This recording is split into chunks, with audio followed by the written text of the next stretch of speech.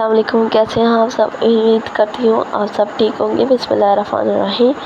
Novel name भीगी तेरे इश्क में, और किस नंबर है 6। मैं तुम्हें बाहर ना देखूं लड़की, वो अजनबी शख्स की तरह बोली लड़की।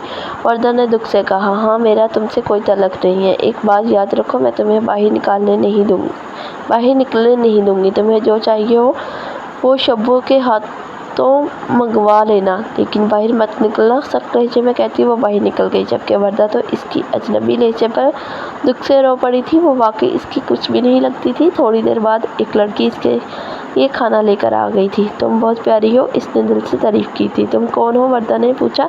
मैं बदनसीब। वो मुस्कुराई। मैं कुछ समझी नहीं। छोड़ो इस बात को, लेकिन तुम यहाँ खुद से क्यों आई हो? तुम्हें नहीं आना चाहिए था इस जगह। ये शरीफ औरतों के रहने की जगह नहीं है। मैं वर्दा हूँ, मैं यहाँ कभी भी नहीं आती, लेकिन हालात ने इतना मजबूर कर दिया कि मुझे आना पड़ा। मेरा नाम वर्दा है, वर्दा रफ़ीक। तुम ताराबाई के रिश्तेदार हो? हाँ। नहीं, वो मेरी कुछ नहीं लगती। तो फिर तो तुम बहुत बुरी तरह से फंस गई हो। वर्दा वो परेशानी से बोली थी। क्यों? वो यहाँ से किसी को भी नहीं जाने नहीं देती।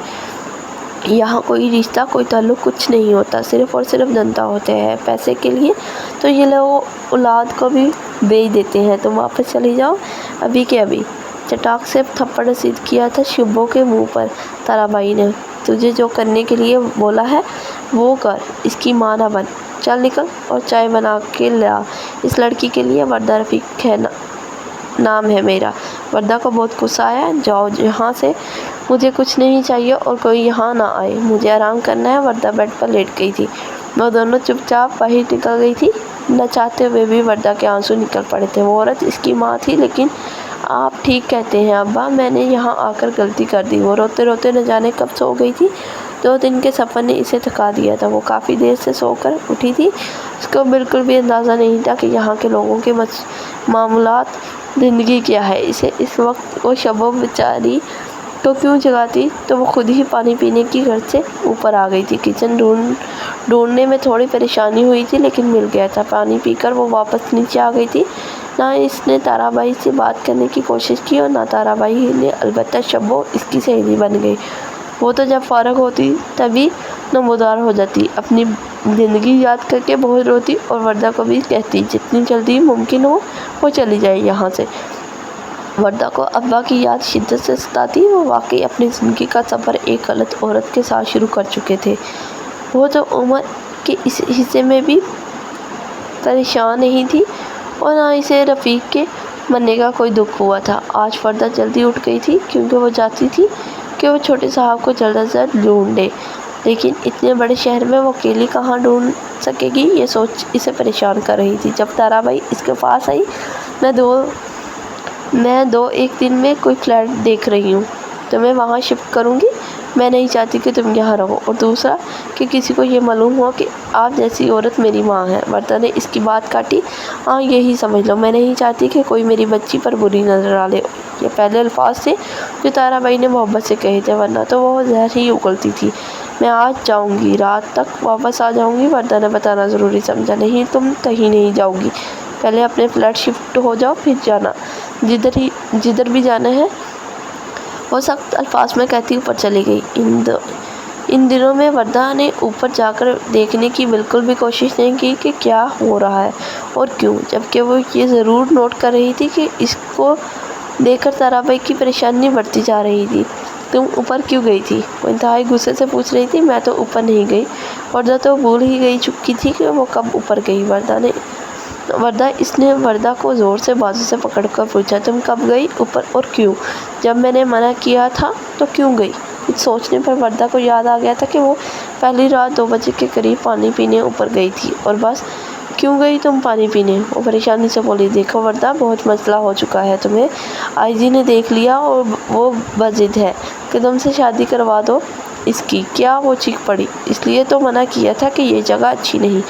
तुम क्यों आ गई यहाँ? वो बहुत परेशान थी। तो आपको पता चल गया कि ये जगह अच्छी नहीं, तब क्यों नहीं पता चला जब मुझे और अब्बा को छोड़कर आ गई थी? वर्दा गुस्से से लाल होकर चिल्लाई। बकवास बंद करो लड़की, कुछ सामान बेच रही हूँ। तैयार हो जाओ, तुम्हें महफूज जगह पहुंचाना है। मैं कह दूंगी कि इसकी शादी हो गई है, बाकी मेरा मसला है, जल्दी तैयार हो जाए। इतना कहकर वो ऊपर चली गई, जबकि वर्दा तो लाल जोड़ा देखकर हैरान रह गई, बल्कि लेकिन इसको अपना आप बचाने के लिए ताराबाई, जो सिर्फ नाम की माँ थी, इसकी बात मानना पड़ी। वो तैयार हुई तो ताराबाई ने इसे जल्दी से काले शीशों वाली गाड़ी में रवाना कर दिया। वो मुतमईन थी, कम से कम वो औरत माँ तो है, इसके साथ बुरा नहीं करेगी। गाड़ी एक खूबसूरत और वसी फार्म हाउस पर आकर रुकी थी। वर्दा को तो ये घर देख कर हैरत हुई थी, इतना बड़ा और शानदार घर। इसने दिल में सोचा, बीबी आप कमरे में चली जाएं, अंदर से सामने ही कमरा। भाई मेरा बैग दे दे, मैं कपड़े बदल लूँगी। कौन सा बैग बीबी? मुझे कोई बैग नहीं दिया उन्होंने। क्या? वो तो कह रही थी, मुझे लगता भूल गई हैं। चले, अगर कोई आया तो मुझे दे दीजिएगा। जी मैं पहुंचा दूंगा, आप आराम करें, साहब अभी आने वाले होंगे। साहब? कौन साहब? बीबी इस फार्म हाउस के मालिक। ड्राइवर ने मुस्कुरा कर कहा, जैसे इसका मजाक उड़ा रहा हो। वो अंदर दाखिल हुई तो सारा फार्म हाउस साइन से कर रहा था। कोई भी तो नहीं था यहाँ। कोई है? वर्दा ने आवाज़ दी, लेकिन कोई भी नहीं था। तो वो कमरे में चली गई। कमरा साफ़ सुथरा और कुशादा था, लेकिन बल्कि अमीरों वाला। अब तक तो इसे कोई भी चीज़ गलत नहीं लगी थी कि वो डरती। हाँ, मुझे बचाने के लिए ही यहाँ भेजा है। वो कुछ मुतमईन थी। काफ़ी देर इंतज़ार के बावजूद भी कोई इसका बैग लेकर नहीं आया था। वो बेचैन हो रही थी इस दुल्हनों वाले लिबास में, और जो तस्वीर ताराबाई ने लेनी थी सबूत के तौर पर, वो इसने बना ली थी। रात 12 के करीब इसे गाड़ी रुकने की आवाज़ सुनाई दी, और फिर किसी के बोलने की। वो दो मर्द थे जो आपस में बात कर रहे थे। शायद दे दिया मेरा बैग। तो इसने दरवाज़ा हल्का सा खोला, लेकिन कानों में पड़ने वाले जुमले इसने सख्त कर दिए। क्या वो आ गई? जी बॉस, वो कमरे में मौजूद है। क्या तैयार है वो? मुझे किसी भी किस्म की कोई चिक नहीं चाहिए। ताराबाई से पूछ लो। जी बॉस। हारस सर हिलाकर बाहर निकल गया। हेलो ताराबाई, क्या वो लड़की अपनी मर्ज़ी से आई है? बकवास बंद ताराबाई, जितना पूछा गया है इतना जवाब दो। अगर इस लड़की ने कोई भी गलत हरकत की तो जान से जाने जाएगी। बॉस बहुत गुस्से में है। ओके करके फ़ोन बंद कर दिया गया। इसे नहीं मालूम कि आगे से ताराबाई ने क्या कहा था, लेकिन जो भी था वो ठीक नहीं था। आप गलत जगह आ गई हो वर्दा। यहाँ तो ये लोग पैसों के लिए अपनी सगी औलाद तक को बेच देते हैं, कुत्तों के आगे नोचने के लिए डाल देते हैं। इसके कानों में शब्बुक अल्फाज गूंजे तो क्या इस औरत ने इसका भी सौदा कर दिया, इसकी इज्जत दांव पर लगा दी? क्या कोई माँ इतनी भी गिरी हुई हो सकती है? आंसू खुद ब खुद बहना शुरू हो चुके थे। इसलिए ऐसा दुल्हन बनाकर भेजा है मुझे मेरी इज्जत नोचने के लिए? इसे अब तक यकीन नहीं आ रहा था। भागना चाहती थी, लेकिन बाहर तो वो शख्स बैठा हुआ था जो इसे खरीद चुका था, शायद एक राह या इससे ज़्यादा के लिए। फिर तो वो बाहर निकली तो वो लॉन्च में नहीं था। मौका अच्छा था। वो हॉल के दरवाजे तक आई तो वो सामने लॉन में बैठा था, और दो गनमैन दरवाजे पर खड़े थे। वो वापस मुड़ गई। अब तो सहारा सिर्फ और सिर्फ अल्लाह और रब्बुल इज़्ज़त की ज़ात ही थी। वर्दा जो कुछ मर्जी हो जाए, इस औरत के पास कभी मत जाना। अब्बा के पास पिघले हुए शीशे की तरह कानों में पड़ रहे थे। मुझे माफ़ कर दिया अब्बा, मुझसे गलती हो गई, मैंने आपकी बात नहीं मानी। वो मुसलसल रो रही थी। फिर इसने कमरे का जायज़ा लिया तो सामने कीमती शीशे का वास दिखाई दिया, जिसे लम्हे में तोड़ चुकी थी। मैं तुम्हें अपनी इज्जत के साथ खेलने नहीं दूंगी। मकरू इंसान वो शीशे के टुकड़े को हाथ में लिया। अल्लाह ताला की बारगाह में सीधा रेज़ हो गई थी। वही तो था इसे बचाने वाला, लेकिन इसने अपने बालों से पकड़कर सीधा किया था। किसी की इजाज़त से तुम यहाँ नमाज़ पढ़ रही थी? बोलो। वो चीखा था। खौफ से वर्दा ने आंखें ज़ोर से बंद कर ली थी। वो काँप रही थी बुरी तरह से। मैंने पूछा, किसकी इजाज़त से तुम नमाज़ पढ़ रही थी? अब इसकी गिरफ्त मजबूत हो गई थी इसके बालों पर। जवाब दो, वरना मैं अभी इसी वक्त तुम्हें कत्ल कर दूंगा। अगले पल वो चिल्ला के पीछे हटा था, क्योंकि वो उसके हाथ पर शीशे का टुकड़ा मार चुकी थी, जो इसने थोड़ी देर पहले ही इसके महंगे तरीन शीशे के शो पीस को तोड़कर हाथ में पकड़ा था।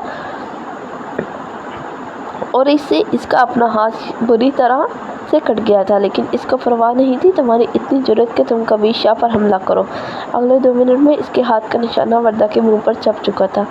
फिर 1, 2, 3 और पता नहीं कितने ही थप्पड़ मारता चला गया था, और वो खाती चली गई थी। कहाँ? अचानक वो बेहोश होकर नीचे गिर गई ہوش میں آئی تو ہسپتال میں تھی۔ ڈاکٹر آپ کو اللہ کا واسطہ مجھے بچا لیں، میری عزت خطرے میں ہے۔ اس نے روتے ہوئے ڈاکٹر سے مدد مانگی تھی، لیکن وہ وہی ڈاکٹر سے بولنا چاہا۔ آپ بھی تو عورت ہیں، ہو سکتا ہے بیٹی کی ماں ہو، پلیز میری مدد کریں۔ اوکے میں کچھ کرتی ہوں۔ پھر وہ ڈاکٹر کا شکریہ ادا کرتے باہر نکلی تھی۔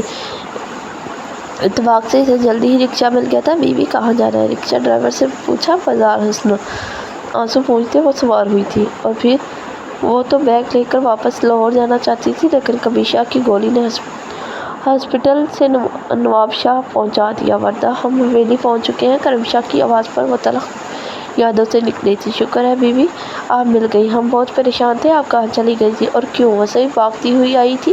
وسیع بیوی کو کمرے میں جانے دیں اور کھانا تیار کریں، ہم اکٹھے کھانا کھائیں گے، کہہ کر وہ اپنے کمرے میں چلا گیا، جبکہ وردہ اپنے کمرے میں چلی گئی۔ آج ایک دفعہ پھر سے وہ کرم شاہ کی وجہ سے بچ گئی تھی، اور وہ اس کا یہ احسان کبھی بھی نہیں اتار سکتی تھی۔ کالی نیٹ کی ساڑی زیب تن کیے، جس کے بلاؤز کے باریک ڈوریاں اس کی کمر کو چھپانے میں قاصر تھی، گہرے گلے سے نظر آتی اس کی گہرائیوں کو وہ مزید ابھار چکی تھی۔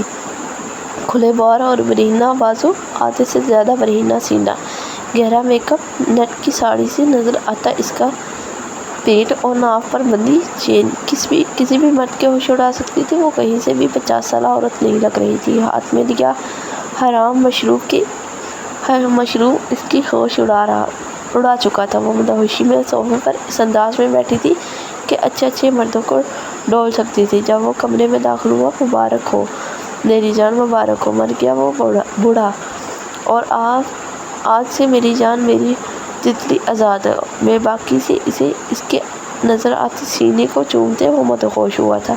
اسی دن کا تو مجھے انتظار تھا، اب اس کی ساری جائیداد میری، میں اس آوارہ کو ایک ٹکا بھی نہیں دوں گی۔ وہ مزید اس کے ساتھ لپٹی تھی۔ بدبخت تھا وہ کمینہ جو اتنے حسن کی قدر نہ کر سکا۔ اس کے ہاتھ اس کے جسم پر کسی سانپ کی طرح رینگ رہے تھے جب وہ چٹکے سے اسے اپنی گود میں بٹھا چکا تھا۔ بہت حسین لگ رہی ہو میری جان، بہت حسین۔ وہ پاگل ہوا تھا۔ اس تعریف کو سننے کے لیے میرے کان ترس گئے تھے۔ حنا بیگم نے اس کے ہونٹوں پر چومتے ہوئے کہا، اب نہیں ترسیں گے، یہ تعریف روز ہوگی اور بار بار ہوگی۔ اس کے بلاؤز کی ڈوریاں کھولتے وہ مسکرایا تھا، جبکہ حنا بیگم بھی مسکرا دی تھی۔ گود میں اٹھائے وہ اس پر بیڈ پر لے آیا تھا۔ آج بھی تم کسی 18 سال کی لڑکی سے زیادہ پرکشش ہو، تمہارا یہ جسم کسی جوان دوشیزہ جیسی لذت رکھتا ہے۔ جانتی ہو اسے میری قدر نہیں تھی، لیکن تم ہو میرے اصل قدردان، میرے عاشق ہو نا؟ ایک ادا سے پوچھتی وہ ساڑی کا پلو اٹھا چکی تھی۔ ہاں ہوں نا، میں ہی تو ہوں۔ وہ پاگل ہوتا اس کو باہوں میں بھر چکا تھا، جبکہ حنا بیگم نے رشک سے اپنے اس عاشق کو دیکھا تھا جس کی شدتوں میں وہ تو اس سے بڑھ کر اس کا ساتھ دے رہی تھی۔ بے باکی کی ساری حدیں پار کرتے وہ دونوں آپس میں گم ہو چکے تھے۔ ہم شادی کب کر رہے ہیں؟ حنا بیگم سرمد آغا کے برہنہ سینے پر سر رکھے لپٹی تھی۔ اتنی بھی کیا جلدی ہے میری جان، پہلے اپنی عدت تو پوری کر لو۔ ہاں عدت؟ کون سی عدت؟ میں اس شخص کے نام کی کوئی عدت نہیں کروں گی، تم جلد سے جلد مجھ سے نکاح کر لو۔ اور ایک ادا سے اٹھتی اسے اپنی طرف مائل کر چکی تھی۔ ہاں کیوں نہیں، بہت جلد۔ اب یہ گھر تمہارا ہے اور تم میری۔ اور اس کے اوپر آتے مدہوشی میں بولا تھا، جبکہ حنا بیگم تو جنونی ہو رہی تھی۔ آخر اسے اس کی محبت مل گئی تھی۔ لمبے عرصے کے بعد گناہوں کی لذت میں ڈوبے وہ یہ بھول چکے تھے کہ وہ مسلمان ہے اور زنا حرام ہے، لیکن یہ سبق اس کو وقت پڑھانے والا تھا، بہت جلد، کیونکہ برائی جتنی بھی بڑی ہو مٹ کر رہتی ہے اور عورت اپنے شوہر کے ساتھ محفوظ ہوتی ہے۔ لیکن حنا بیگم کو وقت قدر سکھائے گا۔ اولاد، شوہر، گھر عورت کے لیے کتنا ضروری ہے، یہ بات واضح ہو جائے گی۔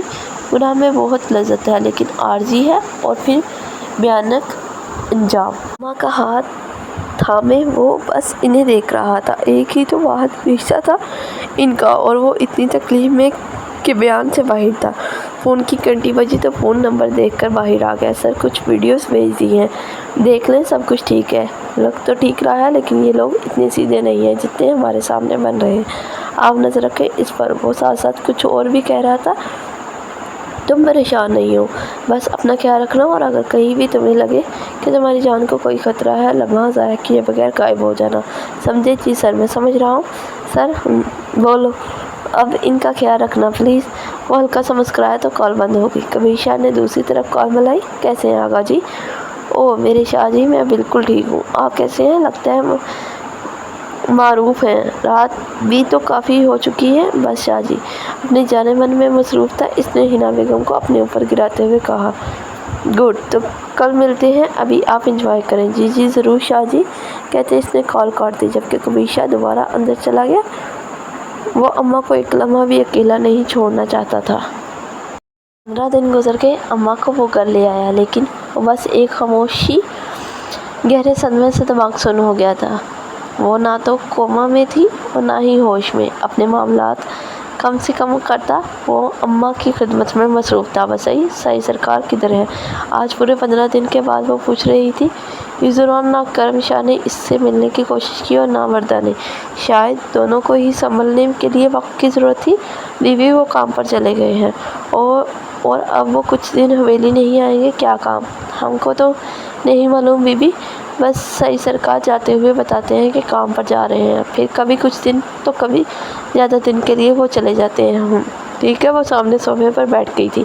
सही सरकार ने हवेली में कोई भी तस्वीर नहीं लगा रखी, ना अपने भाई जी की और ना बड़ी अम्मा की। बेबी सही सरकार को बड़ी अम्मा ने मना किया है, वो नहीं लगाने देती। बोलती है नज़र लग जाएगी। और फिर भाई जी तो सही सरकार से भी ज़्यादा सोने हैं और इज़्ज़त तो इतनी करते हैं कि क्या बताऊं। मेरी उम्र कोई 20 साल हो गई होगी जब बड़े सही का इंतकाल हो गया। जाते जाते ख़ास तौर पर बड़े साहब का ख्याल रखने का कहा और ये हवेली इनके नाम कर दी। बड़ी बीबी सही तो बड़े पहले ही फौत हो गई थी और छोटी साई वहीं शहर में ही चल बसे। बड़े साहब ही एक आस थे और बड़े सही ने सारे ज़मीनें और जायदाद बड़े साहब के नाम कर दी। मैं तो बचपन से ही इधर हूँ और फिर इधर ही शादी हो गई। फिर एक दिन बड़े साहब सही सरकार को मेरी चोली में डाल गए। तब से अब तक मैंने ही माँ बनकर पाला है। सही सरकार की माँ, वो तो जी जन्म देते ही अल्लाह को प्यारी हो गई। बड़े साहब तो खुद अभी बच्चे थे तो कैसे संभालते। मैंने भी अपनी बेटी के बावजूद सही सरकार को पूरी ईमानदारी से पाला है। वो बड़ी तवज्जो से वसई की बातें सुन रही थी, जबकि कोई दूर बैठा इसकी खूबसूरत चेहरे को देखते मुस्कुराता। मेरी जान, मेरी ज़िंदगी, मेरी लिटिल गर्ल। पर्दा के गायब होने से अगले रोज़ वो सर झुकाए इसके सामने खड़ा था। मुझे माफ़ कर दें सर, मैं बहुत शर्मिंदा हूँ। वो सर झुकाए इसके सामने खड़ा था, जबकि वो अभी भी मुंह दूसरी तरफ किए खड़ा था। कैसे हो गई तुमसे गलती जैन? तुम जानते हो हमारे काम में गलती की कोई गुंजाइश नहीं होती। सर, सारा काम मुकम्मल था। मैम जैसे ही बस से उतरती हमने इन्हें महफूज जगह मुंतकिल कर देना था। लेकिन क्या जैन? वो बहुत आहिस्ता से बोला था। सर, पता नहीं कैसे मुझे नींद आ गई और मैम रास्ते में ही कहीं उतर गई, जबकि मैं ये सोच भी नहीं सकता था कि वो इतनी रात को किसी अजनबी जगह पर उतर जाएंगी अकेली। जब मेरी आँख खुली तो हम नवाब शाह पहुँच चुके थे। बस ड्राइवर तो खुद नींद में था, इसे तो वो याद भी नहीं थी। तुम कैसे सो गए जैन? वो दोनों हाथ मेज़ पर मारता चीखा तो जैन 2 कदम पीछे हुआ था। सर, शायद रात और सफ़र लंबा होने की वजह से मुझे नींद आ गई, वो घबराते हुए बोला।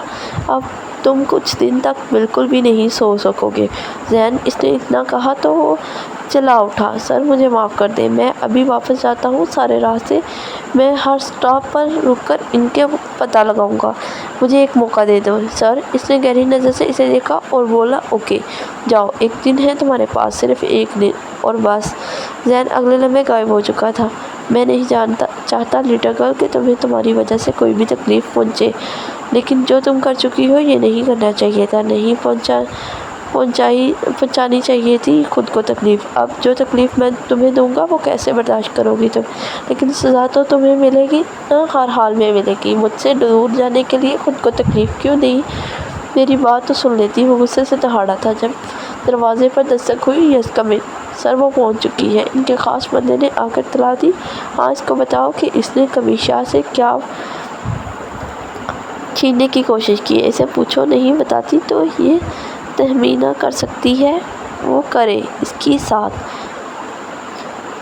مجھے اس کے منہ سے ایک ایک لفظ سننا ہے، سمجھ رہے ہو؟ ایک لفظ۔ اوکے سر کہتا وہ باہر نکل گیا، جبکہ کبیشہ لیپ ٹاپ آن کیے کچھ دیکھنے لگا تھا۔ السلام علیکم بھائی جی، کیسے ہیں آپ؟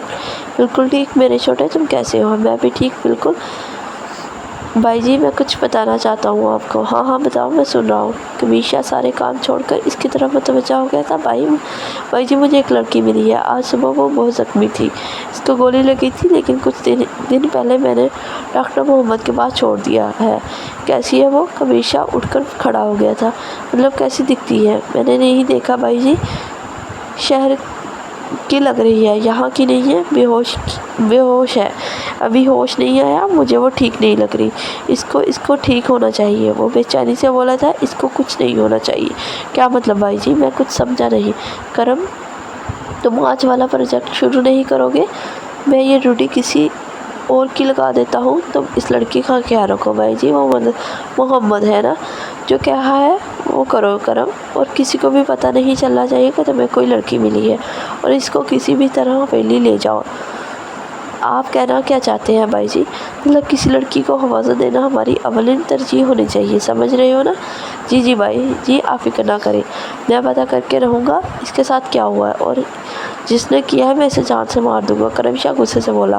ہو سکتا ہے کچھ غلط نہ ہوا ہو، کرم جلد بازی سے کام نہیں لو۔ جی بھائی جی کہتے اس نے فون رکھ دیا تھا، جبکہ بھائی جی کی اس کو کچھ سمجھ نہیں آئی تھی۔ حارث وہ مل گئی ہے، کرم کے پاس ہے، ٹھیک نہیں ہے، وہ ہاسپٹل میں ہے، جا رہا ہوں، تم یہاں سب سنبھال لینا۔ اوکے سر کے میسج کے ساتھ ہی وہ روانہ ہو چکا تھا۔ سفر بہت بے چینی سے گزرا تھا، اور اتنا طویل سفر کبیشہ نے اپنی زندگی میں کبھی نہیں کیا تھا۔ وہ گاڑی ہاسپٹل کے دروازے پر روکتا بے صبری سے اندر بھاگا تھا۔ کرم شاہ اور ڈاکٹر محمد کمرے میں تھے، جبکہ وہ پاگلوں کی طرح سیدھا ایمرجنسی میں آیا تھا۔ وہاں کوئی بھی نہیں تھا، نرس اس کو دیکھتے باہر چلی گئی تھی۔ وہ ابھی بھی بے ہوش تھی، رنگت زد ہو چکی تھی۔ نرس کرم اور ڈاکٹر کو میرے آنے کی خبر نہیں ملنی چاہیے۔ جی سر کہتی وہ باہر نکل گئی۔ بے چینی سے اس کے قریب ہوتا وہ اسے شدت سے چوم گیا تھا۔ وہ کوئی دیوانہ ہی تو لگ رہا تھا، جو کبھی اس کی آنکھوں کو چومتا تو کبھی ہونٹوں کو، کبھی ہاتھ پکڑ کے بوسہ دیتا تو کبھی بالوں پر اپنے لب رکھتا۔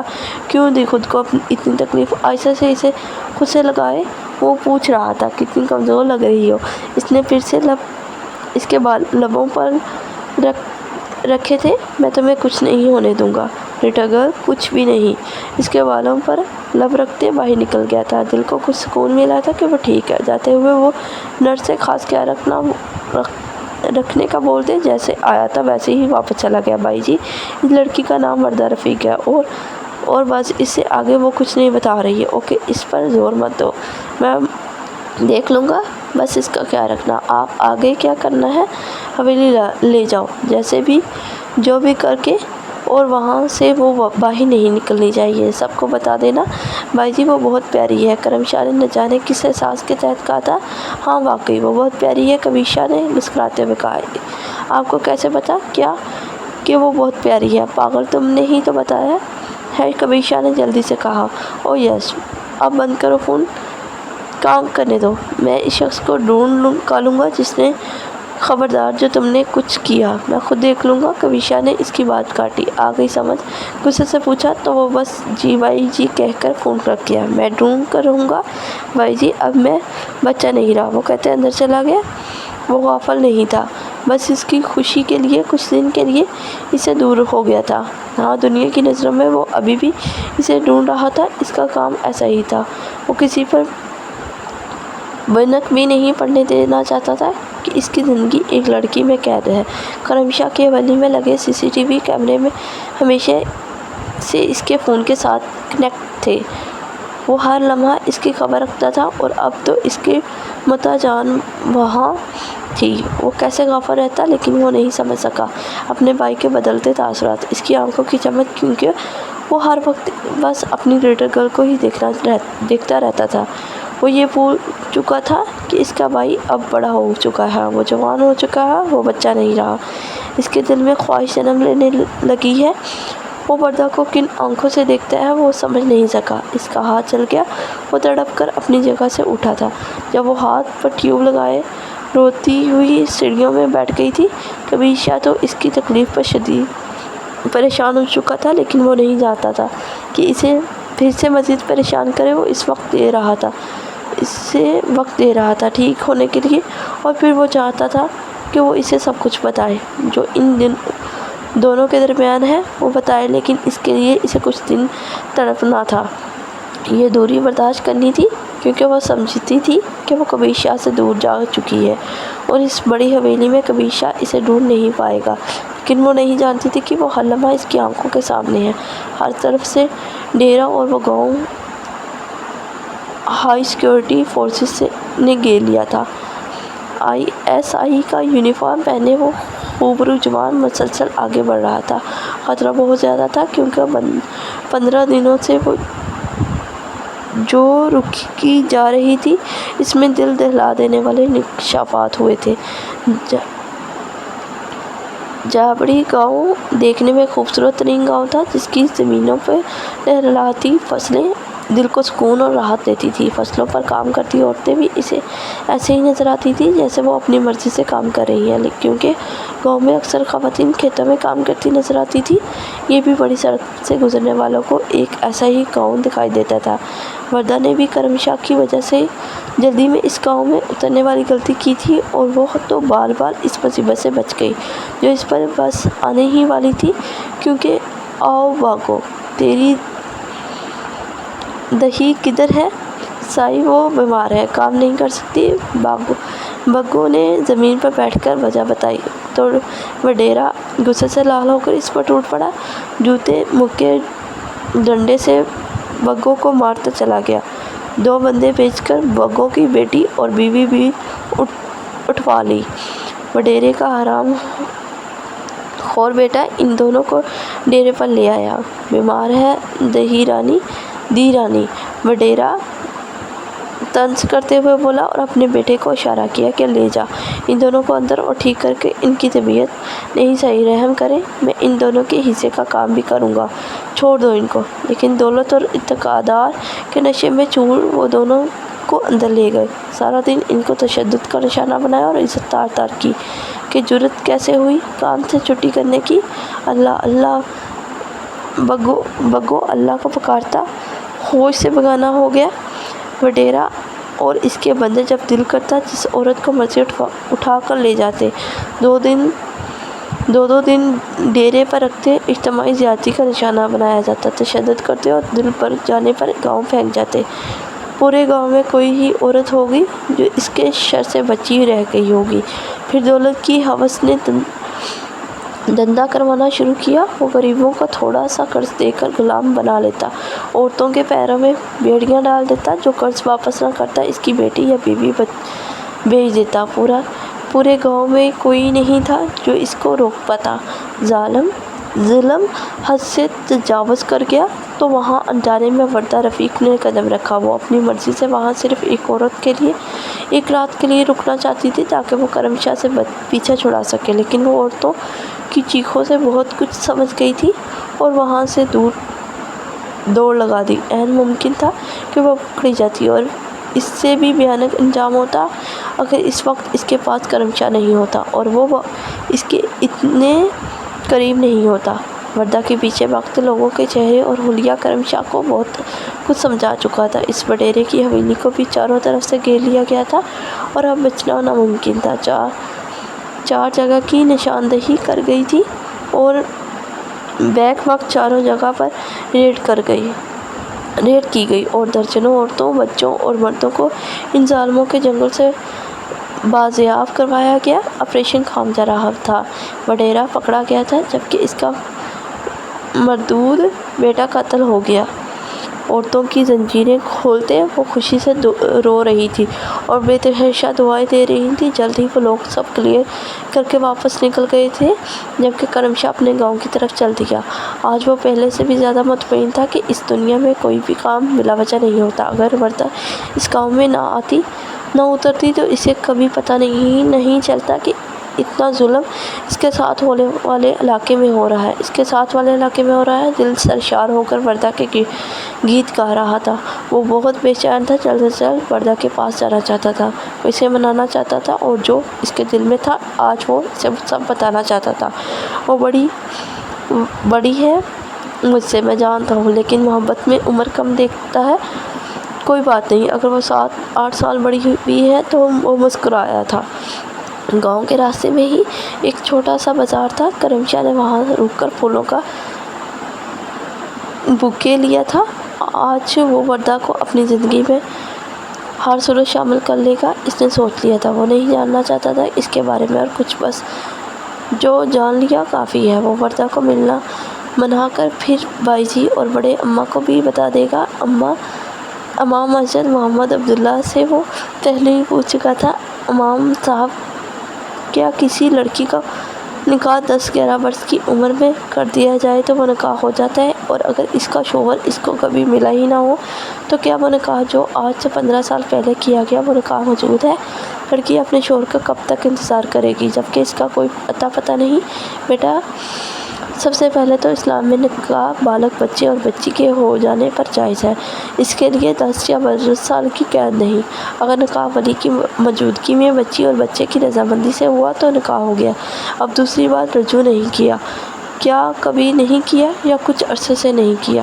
کبھی نہیں کیا، کرم شاہ نے بتایا۔ عورت کے شوہر کے لاپتہ ہونے پر اسلام 4 سال انتظار کرنے کی تعلیم دیتا ہے، اور اگر اس کے بعد بھی وہ نہ آئے تو اگر رجوع کیا تو عدت پوری کرے، اگر نہیں تو عورت دوسرا نکاح کر سکتی ہے۔ کیا بچی کے پاس نکاح نامہ یا کوئی پتہ یا نمبر موجود ہے؟ جی موجود تھا، اب نہیں ہے۔ اگر ذہن میں ہو تو پکا یقین کر لیں اس بچی کے شوہر کی گمشدگی ہے کا نہیں ملتا تو ممکن ہے وہ وفات پا چکا ہو۔ کوئی غلطی ہو گئی ہو تو معاف کر دیجیے گا، اسلام کے بارے میں لکھا ہے۔ Thank you so much, please like share subscribe کیجیے، اینڈ آپ اچھا رسپانس کیجیے please. Thank you so much.